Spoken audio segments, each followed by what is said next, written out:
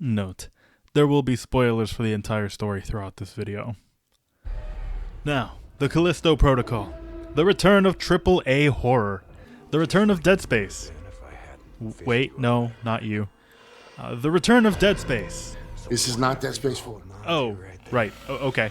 A completely new IP from Striking Distance Studios, along with Glenn Schofield, one of the creative minds of the original Dead Space. This is a game that received so much hype and love from horror fans left and right. So much so that even before the game's release, Striking Distance decided to delve deep into their game-making processes and even made an audio podcast story. A damn good one, honestly.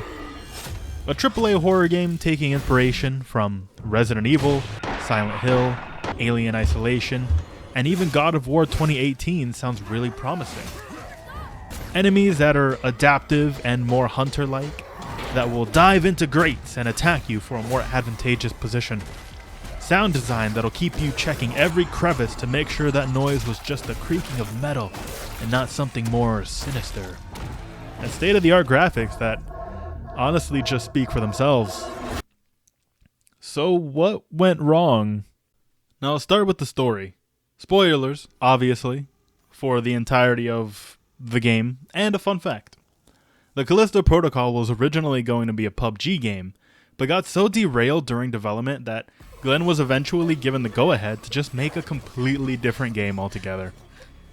And before we get into the game itself again, I do want to mention that audio podcast. I'll only briefly touch on it, but I did want to bring some attention to it. It's actually really good. It's not very long, 6 episodes with each being about 25 minutes, but it does an amazing job of creating its characters, painting out the factions in the world of Callisto Protocol.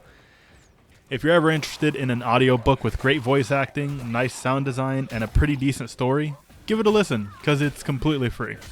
That's it. I just wanted to touch base on it. Now, I won't get too into the full lore of the Callisto Protocol. There's other channels for that, but I do want to establish a small stage for the video here. Earth is a rundown place. It's where lowlives and tax evaders go to lie low and run away from the eyes of the law.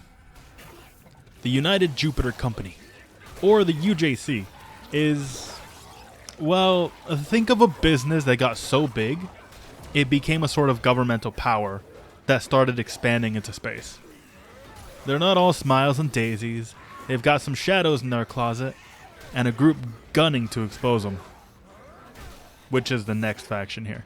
But before I move on to that, I do want to mention the audio podcast. They get this super badass intro music whenever they come into the scene. Be prepared. We're coming aboard.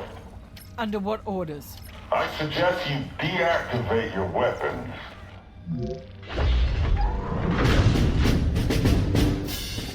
All of this because of some dead trafficker? I doubt it. But you know how I feel about visitors. I just wish the game did them justice. The Outer Way, like Earth, isn't something we get too much info on. All we know is that they're against the UJC and attempt to shed light on their propaganda.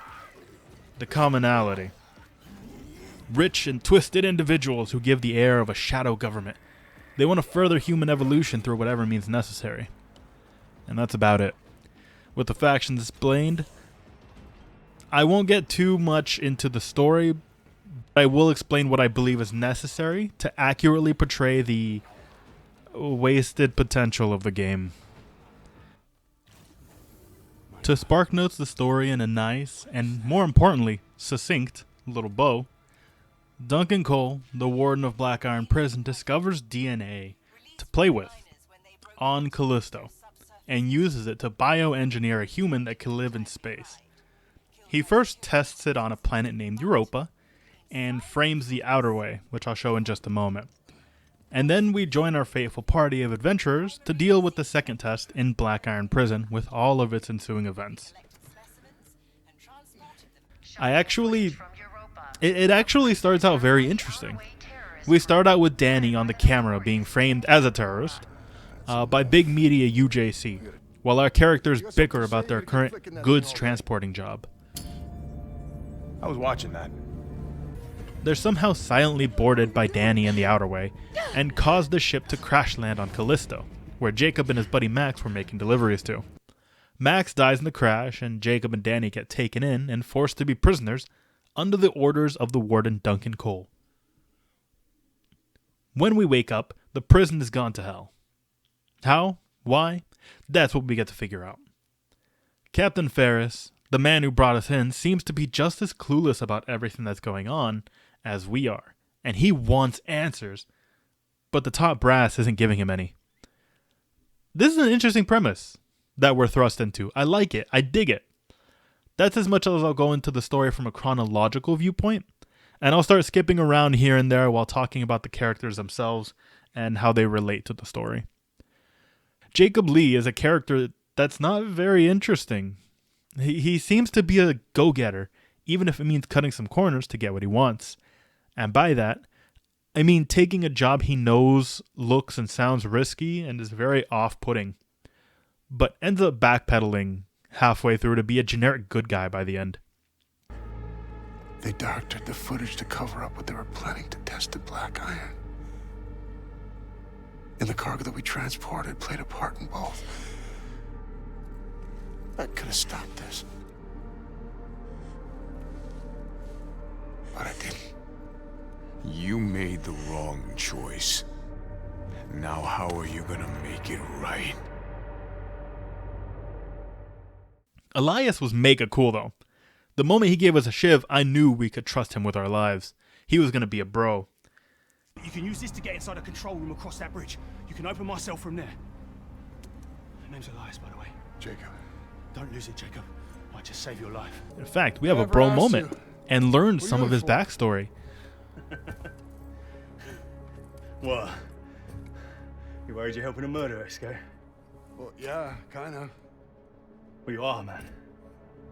Right before he dies. Yeah, this feels like an ongoing thing. Max, from what we saw, was a father. He has an audio log in his room and these crayon drawings on the walls. He got some characterization and then dies right after. Elias got some characterization and then died right after. I'm not sure what direction Striking Distance wanted to go here, but we're left with the backgroundless and most uninteresting characters left alive. Ferris, he comes off as this super strict leader that keeps all of his ducks neatly in a row. Different? Are you special? Why'd the warden want you alive? So when he asks us why Warden Cole wanted us specifically, it could have opened up an interesting game of cat and mouse, where he can't kill us, but he needs answers from us. And one where Jacob doesn't mind killing him. After all, it would be self-defense.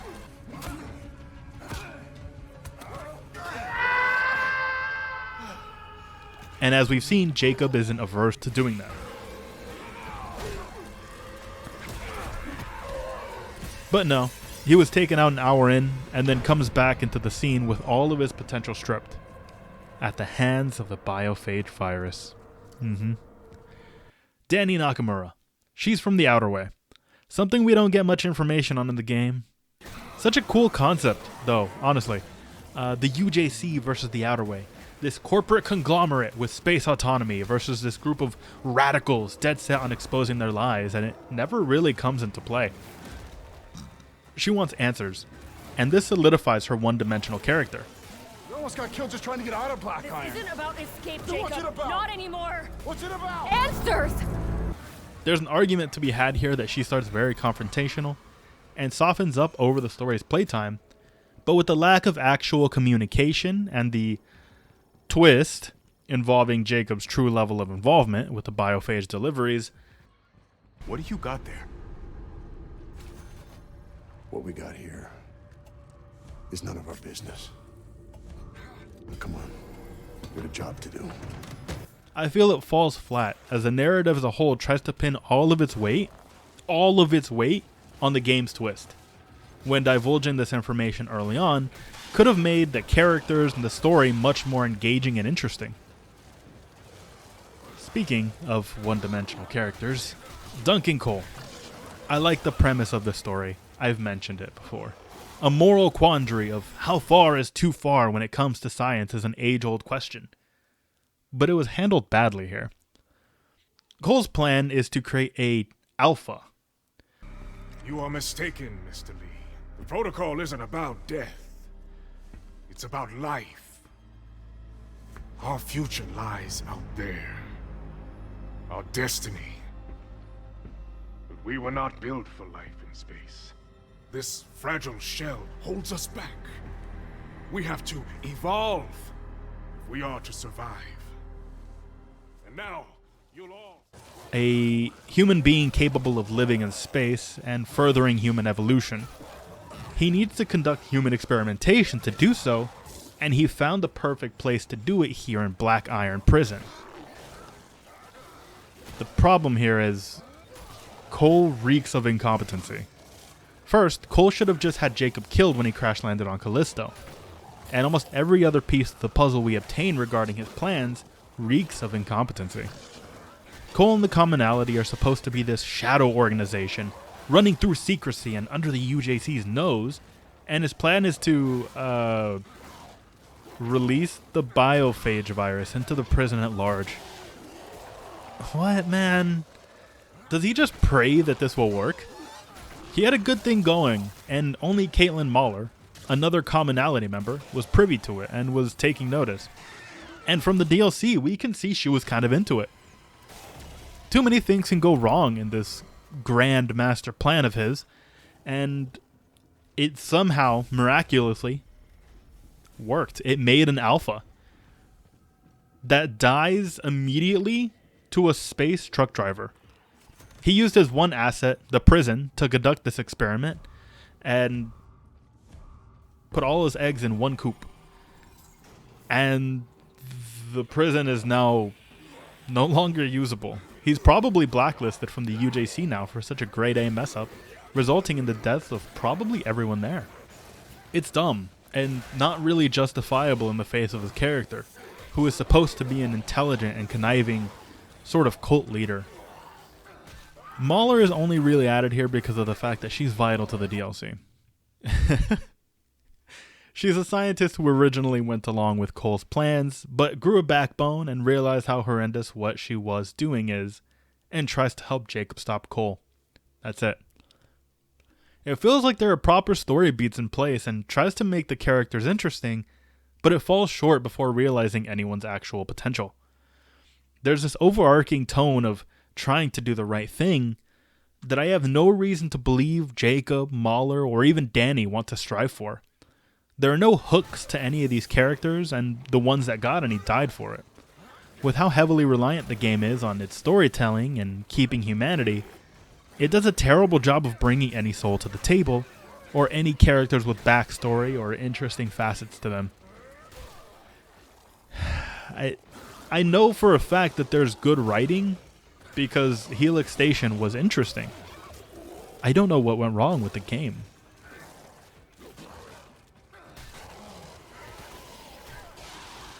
Props where props are due, though. The game looks amazing. We all knew this one was coming. Striking Distance has their own mocap studio in-house, so it's no surprise that mostly every single character looks amazing. The facial expressions are realistic, and some parts that might look goofy if were animated in any other fashion don't. They look genuine and convey the actor's portrayal really well, and consistently throughout the entire game. Not only for the characters, most every other piece of furniture, door, light, and monster looks good. It's at about this point we're going to start reaching a steady decline though, because the audio is next. Audio is another big factor that Striking Distance puts a lot of weight behind, which they did pretty well with. Guns sound futuristic and heavy, the stun baton is weighty, and monsters sound grotesque and gross.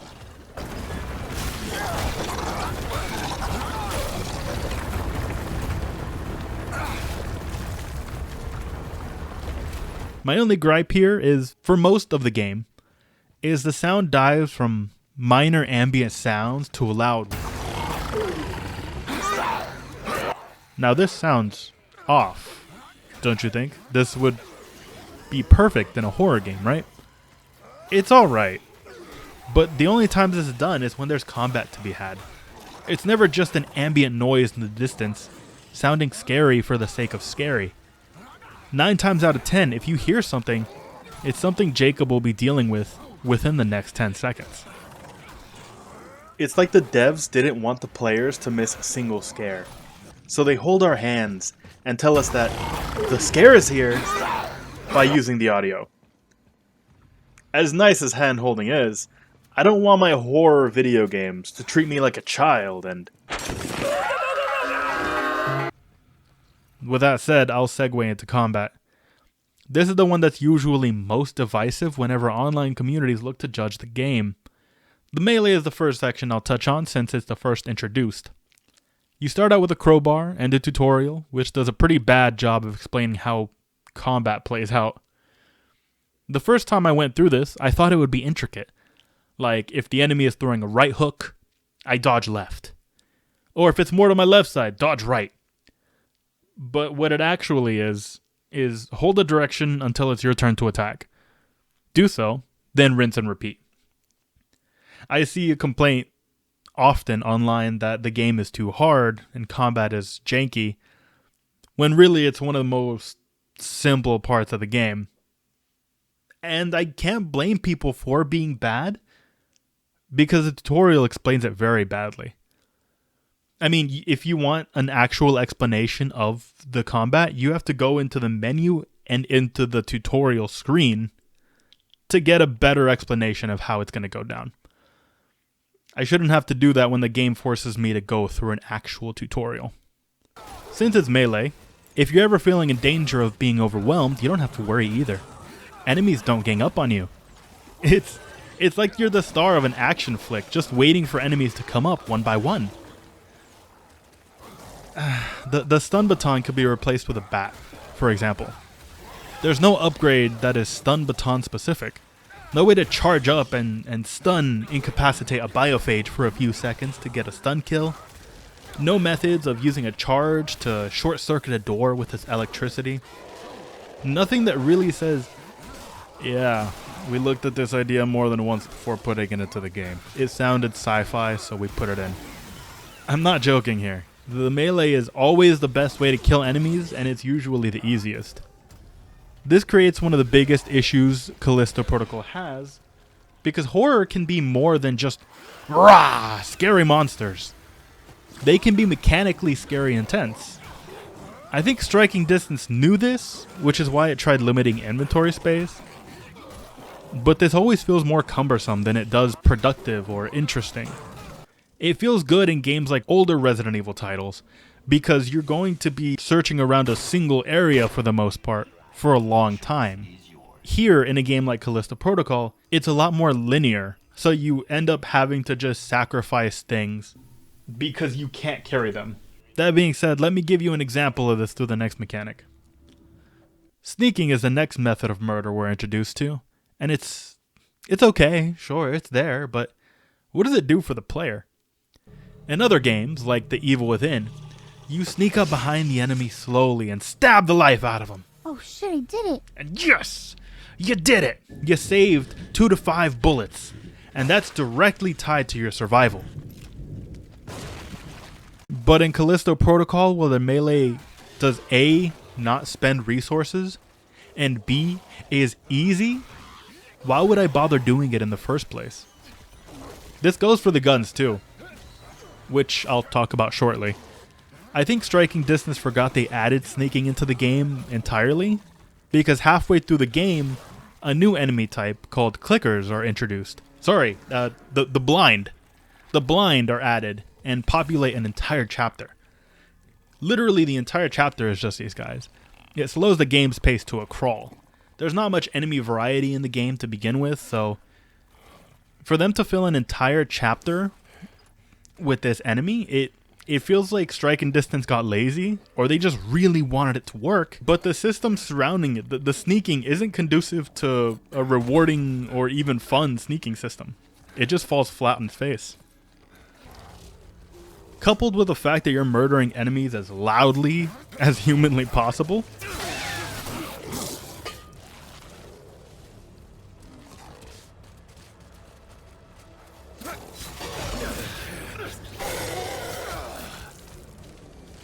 and nothing hears you, it breaks tension and believability. The Last of Us got this right years upon years ago with its sneaking system.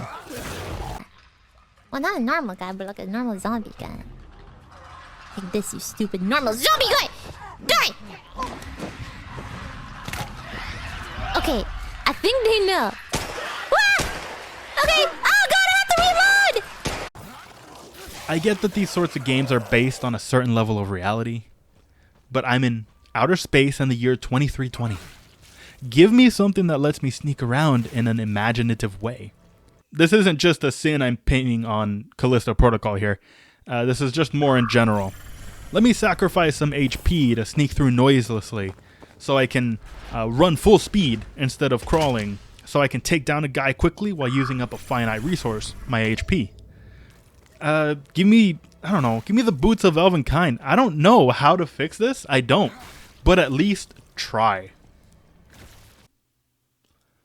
The next weapon in our arsenal is the grip.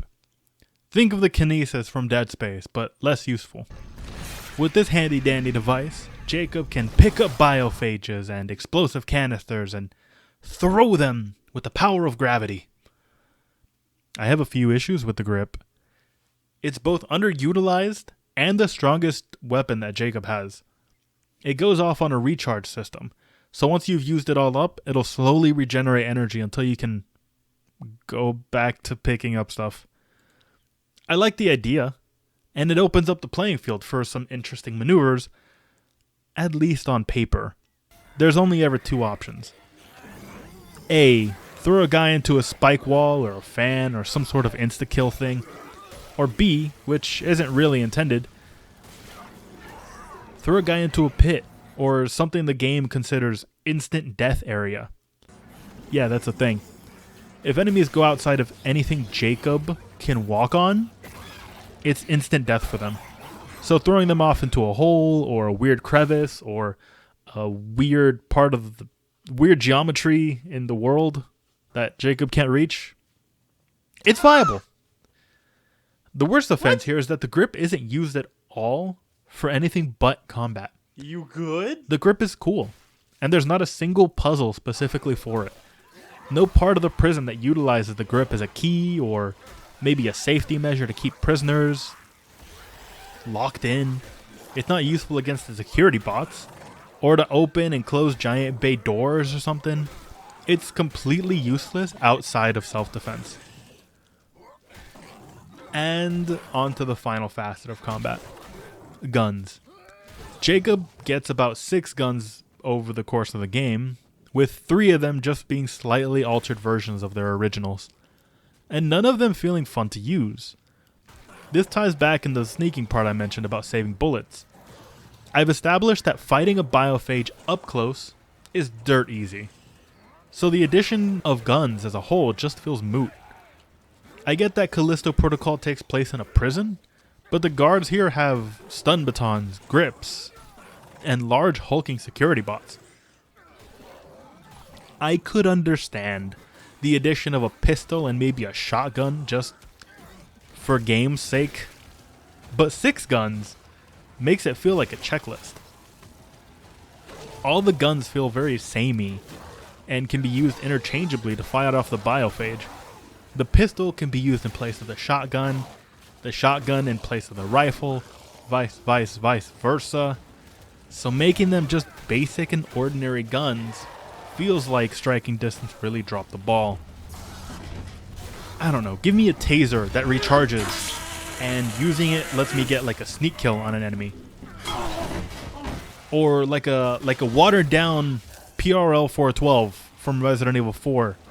But instead of killing every enemy on the screen, it instantly blasts one guy down, but it takes like 2 minutes to recharge, right? So I get 1 free kill every 2 minutes, right? Maybe once a combat. Or something similar to the Agony crossbow from The Evil Within, so I can go about situations more tactfully. Something, for the love of God, to spice up combat. And not a lame attempt at letting me shoot the enemy once after a combo. Now that I've gone into every facet of combat, I just want to say how boring it is to actually play. I streamed my first playthrough of this day one, and while unfortunately I don't have any recordings of this, I would start combat just to start reading chat. If that sounds off, it's because it is. The sounds of combat are good, and are so good, in fact, that it's telegraphed really well, and you can use just the sounds to realize when to dodge and when to attack. If you wait just a second after an enemy attacks, and they stop completely, it's safe to attack back. An example of a good combat system that can rely on melee so heavily is The Last of Us. I didn't play the second one, so I'm just talking about the first one. You've got choices in combat here. Right here, for example. Do I make Joel go in and shoot a guy to death while playing it safe from cover? Do I take the chance that they'll miss an up-close shot and save a bullet just to punch his lights out while saving a few bullets? Or do I shoot him and while he's recovering, go up and deck the guy to mix up my options and still save a bullet so I can sort of play it safe? There's options here. And Callisto Protocol gives you just one, which is melee. It's this second-to-second decision-making that makes other action-packed horror games like Resident Evil 4, Dead Space, and The Last of Us so fun. It's a decision made by the player, by me, sure, to go in and melee everything. But taking a note from a Sid Meier quote, given the opportunity, players will optimize the fun out of a game. One of the responsibilities of designers is to protect the player from themselves. The devs have even gone on to acknowledge this self-same notion. They wanted to prevent this super simplistic, melee-reliant combat system, but the end product we received was one where melee was not in any way, shape, or form difficult and very one-note in its execution. Even harder difficulties don't change up enemy placement or add any amount of enemies to its formula. It really only buffs enemy strength and HP, making every single fight take way too long.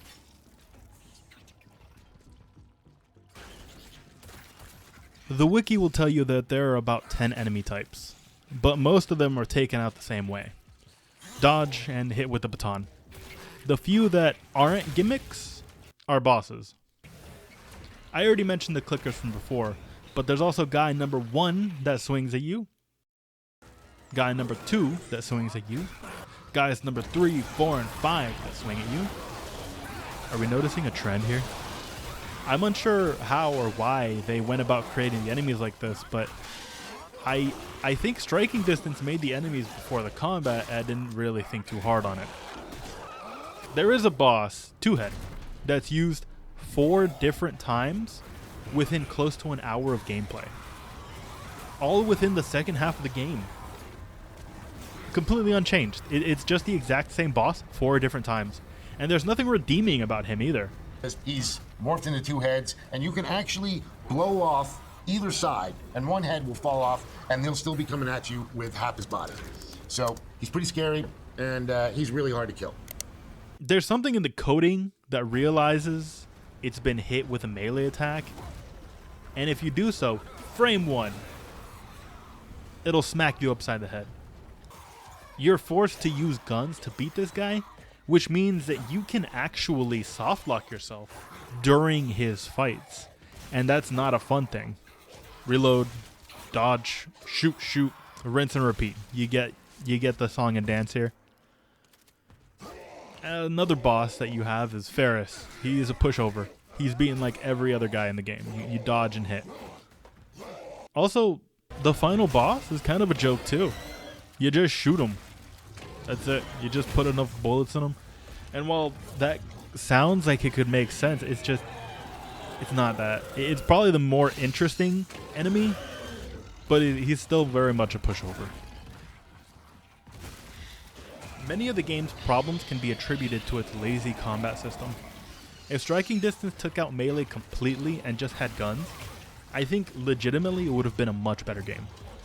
I mean, people thought it was going to be Dead Space 4 anyway. Just give it to them if you're going to be so lazy and take so many ideas from it to begin with. The enemies aren't super scary either. they're all just guys that slap you. I mean, imagine if Dead Space didn't have aliens with knife hands and Slender Man.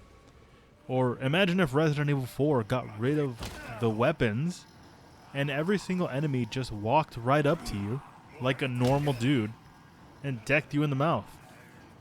There's a certain level of fear that the look of an enemy can give that these guys just don't. The reason for this is Glenn gives the example of... And the two big things in horror. Who wants to be alone when there's a madman around or a monster? Nobody wants to be in the room with a madman. And while that's true, you can certainly make me feel a little more scared about it by presenting them as more of a danger, which we don't really get here. Now for the DLCs. New Game Plus, Hardcore Mode, Dismemberment Mode, and Contagion Mode were all extras that came in after the game was released, and some of these being locked behind the Season Pass. These are all modes that let you play through the main campaign with modifiers. New Game Plus lets you keep everything from previous runs. Hardcore and Contagion are just harder versions of the base game. It artificially ramps up difficulty by doing things like buffing enemy HP, taking away checkpoints, making resources and Callisto credits super scarce, and even being a one-life mode. So if you die, that's it. I think Dead Space did this, actually, as a matter of fact. There's also Dismemberment mode on the side, but that's just a story on super easy mode, which is what most of the footage I'm showing is.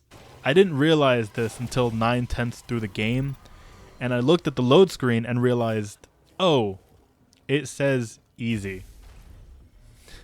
I'm not playing through the game again, so that's what we're going to go with. Another mode we have is Riot Mode.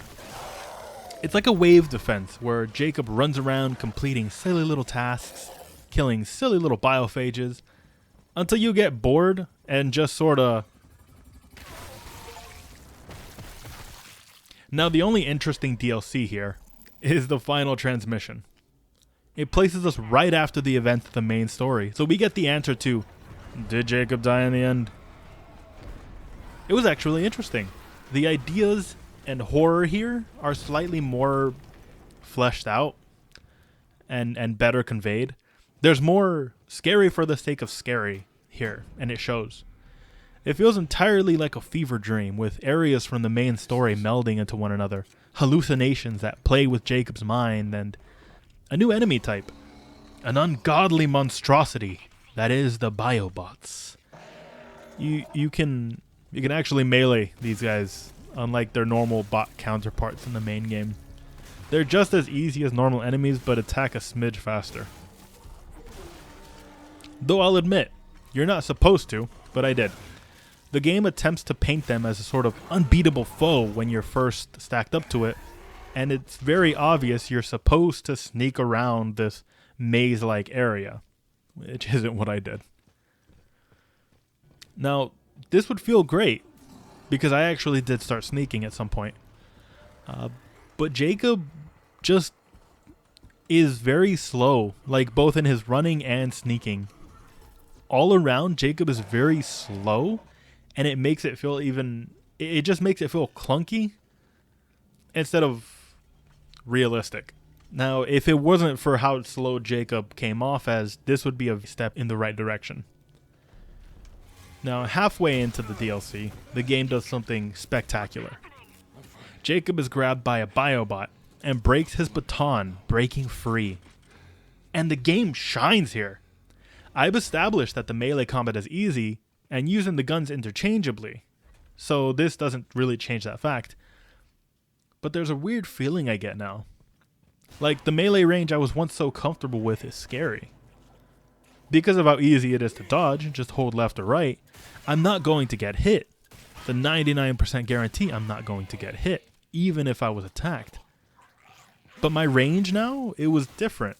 And I'm being forced to use my ammo. I no longer wanted to be within striking distance. There's a level of tension I felt while playing this that actually made the game fill me with dread. I was so here for it. It was great. But not even about a full hour on, you get a Stun Baton 2.0, which is just a big hammer, and the game goes back to turn-based whack-a-mole. On this topic of whack-a-mole, Striking Distance bent the knee for casual players. They made two really bad decisions that affected every aspect of combat back before the DLC dropped. First, healing was sped up so that Jacob can do it mid-combat, and I didn't really know where else to put this in the video, so here it is. He couldn't during Callisto Protocol's initial debut, but he had plenty of animations sped up, like healing and weapon swapping. And secondly, I mentioned quite a bit how easy the main game is. I've harped on it for quite a bit. But Final Transmission does something different. It held on to its melee difficulty. Now what I mean by that is that when the Callisto Protocol dropped initially, combat wasn't just whack-a-mole. Biophages didn't line up and crowd Jacob for their turn to hit and be hit.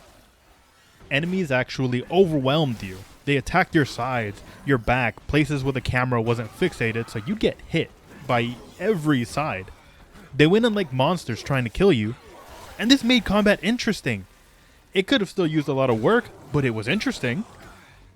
Now, to my dismay, I couldn't find exactly when this change happened, but it changed nonetheless to the sort of basic turn-based mess that we have now.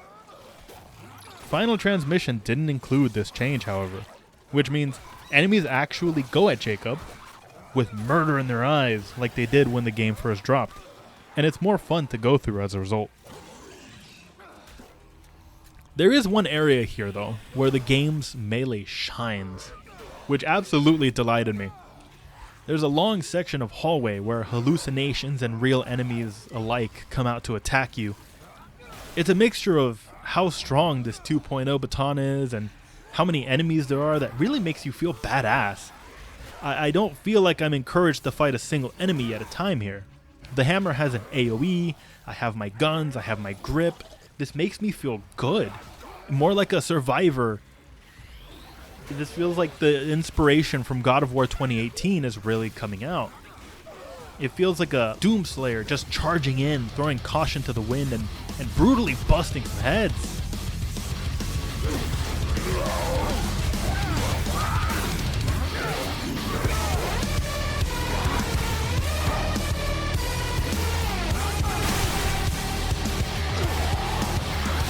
This almost puts me at a loss, honestly, because I feel like if Striking Distance had gone full pedal to the metal on either gun only or melee only, I really believe we could have had a much, much better game in our hands.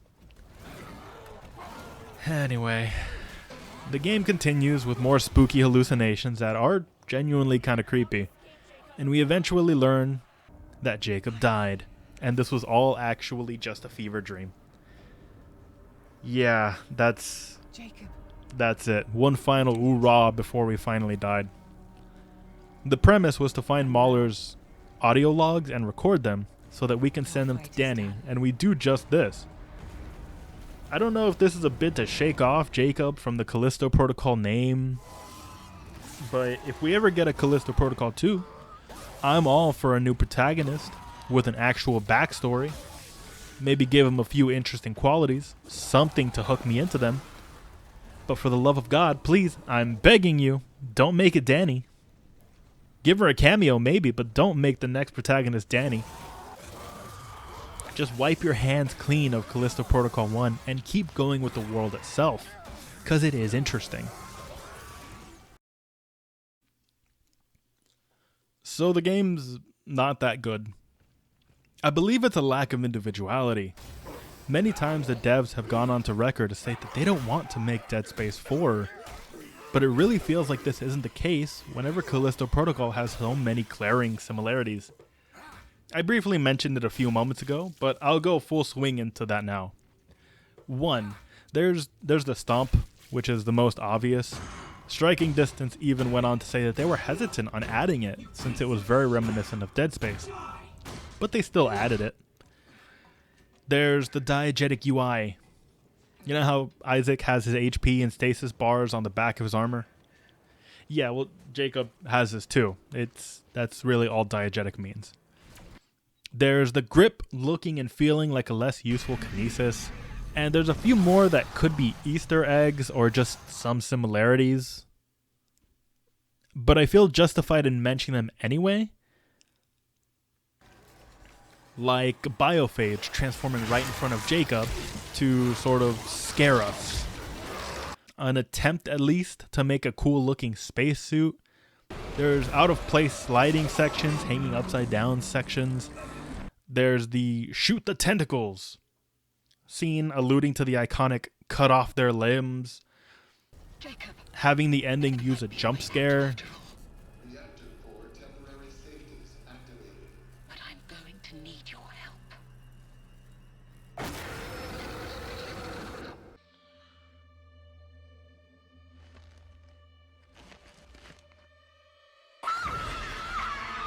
Which made sense with Dead Space due to the game's story overall and the marker's influence, that sort of thing. But with the Callisto Protocol, it just feels forced and silly. Locking the true ending behind paid DLC.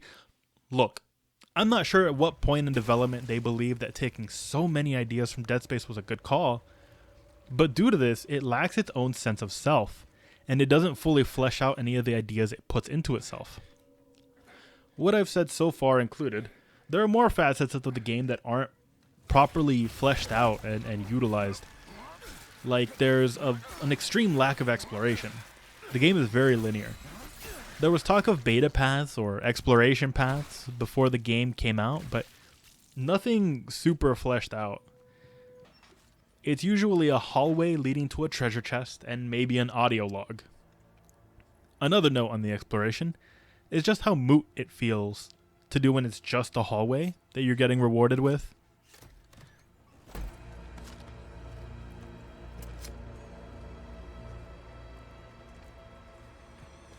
I brought up The Last of Us earlier, and in it you can spend a shiv, a self-defense tool, to open a locked door that will possibly lead you to a little materials cache. If it's not worth it, I will cry. I will cry. Awesome. Risk versus reward here, because you might not get anything good, you might not get anything at all, Yeah, what you gonna do, but a huh? shiv is always something Never mind. good to I keep know on what your it's gonna person. do, and I don't like it. That's never the case in the Callisto Protocol. There's no interesting methods in the game that force the player out of their comfort zone, or even to make a decision. Oh my god, there's a lot of stuff. This is really worth it. This one won't affect current day and onward players. But Callisto Protocol did have a pretty terrible start. The day one launch was laughably bad, including major frame rate issues and outright crashes. It tanked the credibility of the game so badly it was review bombed, despite a day one patch being released super quickly.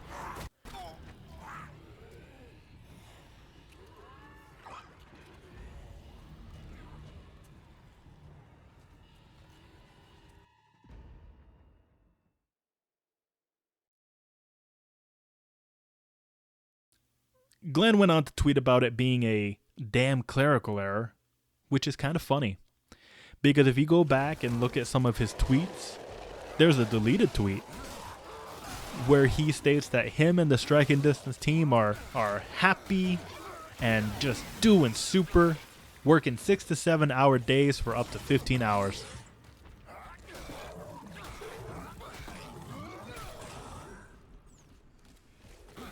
There's also the lack of upgrades. Nothing feels better throughout the game. For a melee-oriented game, you don't do anything special or learn any interesting maneuvers, and blocking is entirely useless because you take damage anyway.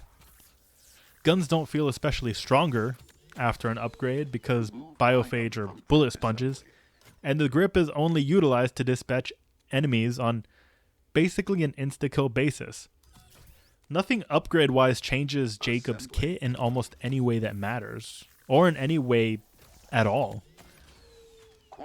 So you start the game the same and leave the same, and that's just not fun.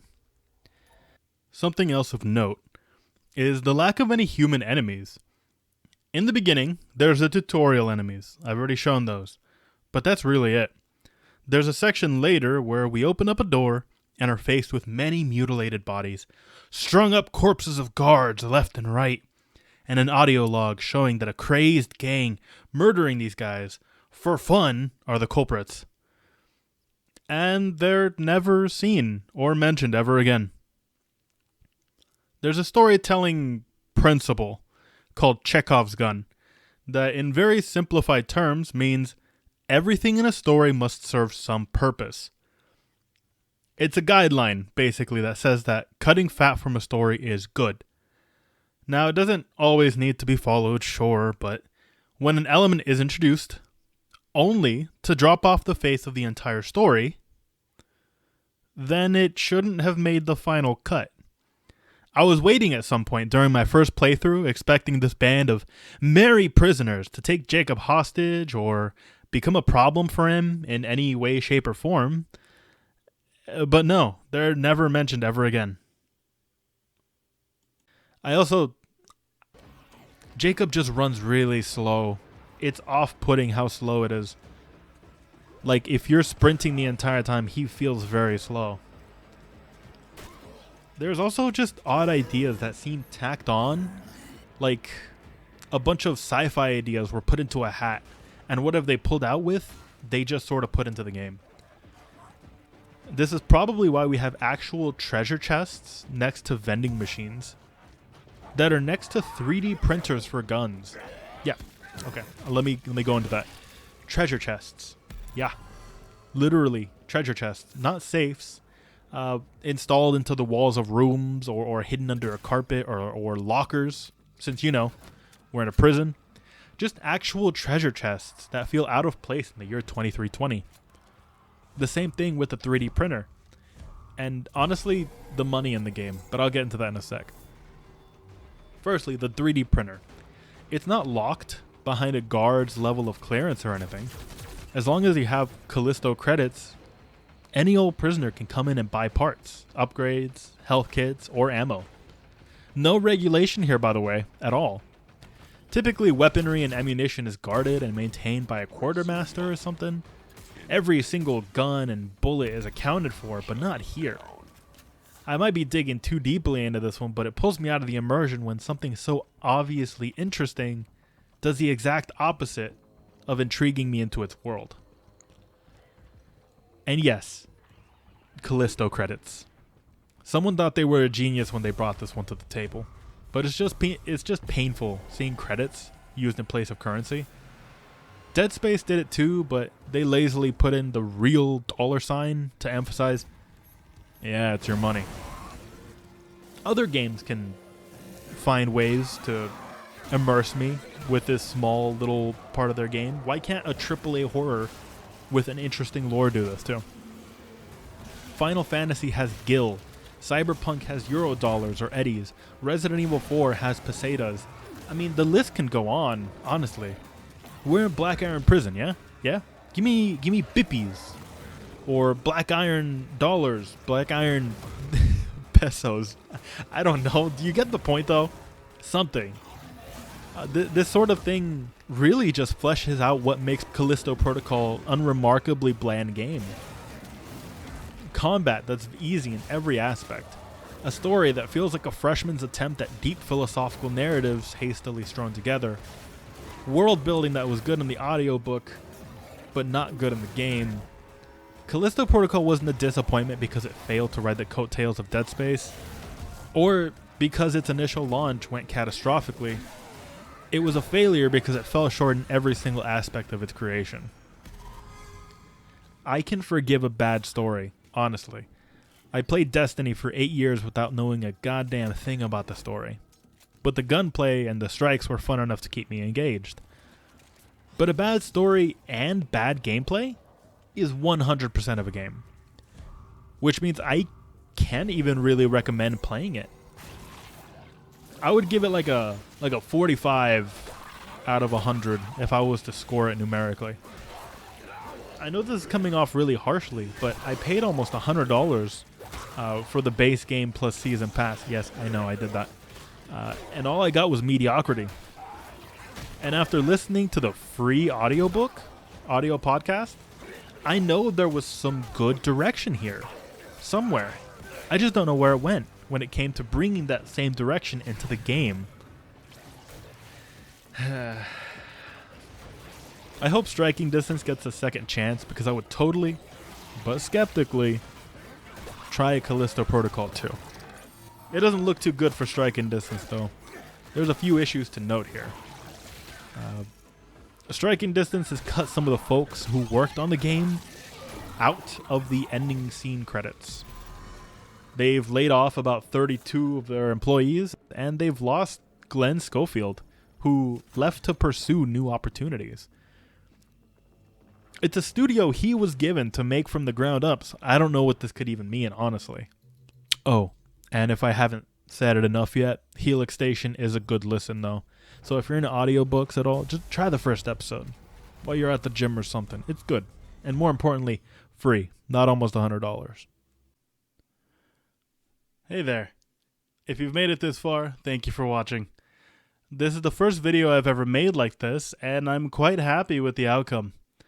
I ended up writing this in an MLA format since I didn't really know how to start, and I ended up doing a lot of the credits in that format too, so I couldn't have gotten all the footage myself, so I've credited every video I borrowed from. And for all the information, it's both in the YouTube video shown and in the MLA formatted websites here next to my head. Now, this was a fairly negative video, but I really hope Striking Distance gets a chance to bring their A game for a Callisto Protocol 2. Hell, this was a game that came out in the middle of a pandemic. Oh, and while you're at it, let's just throw a global pandemic at you to try to make it extra challenging. Anyway, I hope you enjoyed it, and thank you for watching. Honestly, because this is my first shot at a YouTube video like this, and I realized way too late into the video making process that I recorded a lot of footage for this video in less than stellar quality. So if you were able to make it this far and you still appreciated the video, liked it, thank you. I appreciate that very much. Yeah, that's pretty much it. Bye-bye. Bye-bye.